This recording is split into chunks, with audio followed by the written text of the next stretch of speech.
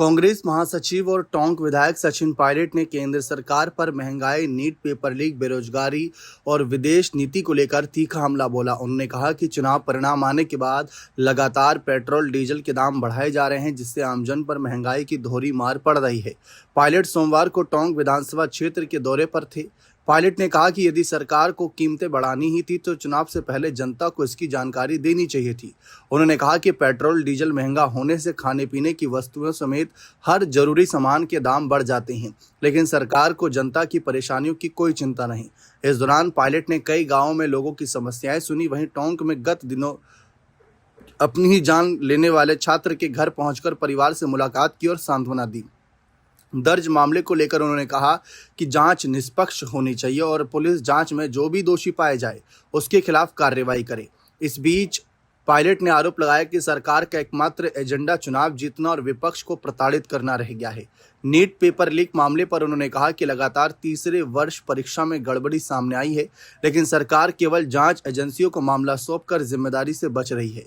उन्होंने कहा कि पेपर लीक के पीछे संगठित शिक्षा माफिया सक्रिय हैं, जिन पर सरकार कोई प्रभावी कार्रवाई नहीं कर रही। पायलट ने आरोप लगाया कि मामला तब सामने आया जब विद्यार्थियों ने गैस पेपर और मुख्य प्रश्न पत्र एक जैसे होने की शिकायत की।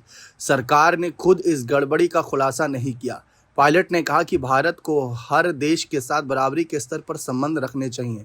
देश की ऊर्जा नीति स्वतंत्र होनी चाहिए और भारत को यह तय करने का अधिकार होना चाहिए कि वे तेल रूस, ईरान या वेनेजुएला से खरीदे। उन्होंने आरोप लगाया कि वर्तमान सरकार पर बाहरी दबाव बढ़ रहा है, जिससे किसानों और देश की आर्थिक नीति पर असर पड़ेगा।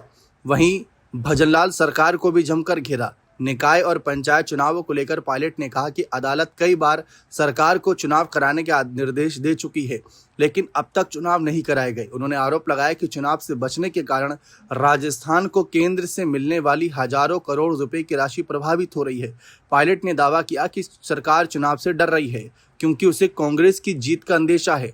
पायलट ने कहा कि प्रधानमंत्री नरेंद्र मोदी खुद लगातार विदेश यात्राएं कर रहे हैं और देशवासियों को प्रवचन दे रहे हैं कि विदेश यात्रा मत करो, बचत करो, वाहनों के तेल की, खाने की और तेल की, सोने की।